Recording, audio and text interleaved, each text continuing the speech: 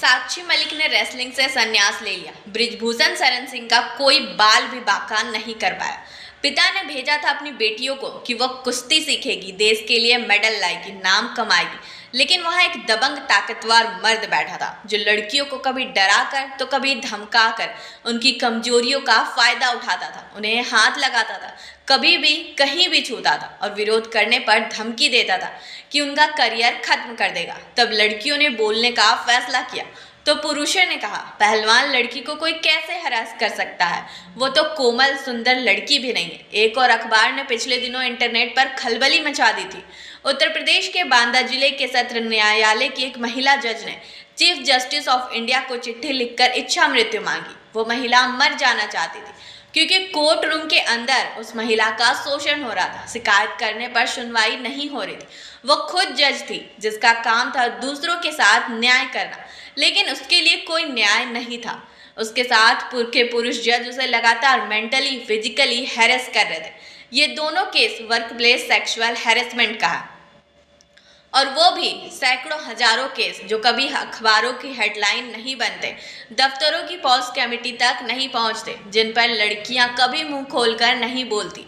आपकी पत्नी एक दफ्तर में काम करने जाती है, आपकी बहन एक वर्किंग वुमेन है, आपकी बेटी ने कॉलेज में टॉप किया और उसके सामने एक ब्राइट करियर है। वो जल्द ही किसी वर्क प्लेस पर खुद को साबित करने के लिए दिन रात मेहनत करने जाएगी। मुमकिन है कि आपकी माँ खुद एक वर्किंग वुमेन हो।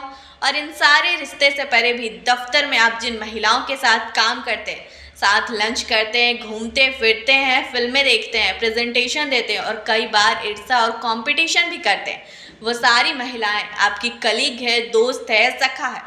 क्या उनकी ज़िंदगी से जुड़ा ये मुद्दा आपकी ज़िंदगी का मुद्दा नहीं है?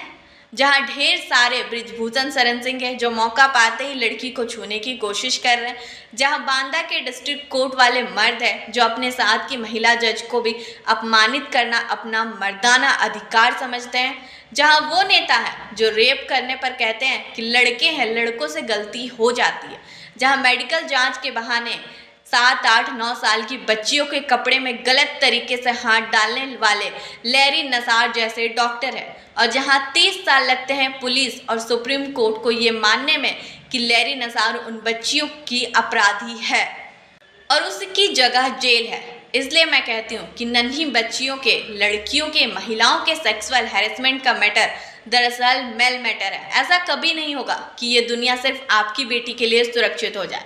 अगर आपको अपनी बेटी के लिए सुरक्षित सड़क, सुरक्षित ऑफिस, सुरक्षित रिश्ता, सुरक्षित पुरुष चाहिए तो आपको हर एक लड़की की सुरक्षा की लड़ाई के साथ खड़े रहना होगा।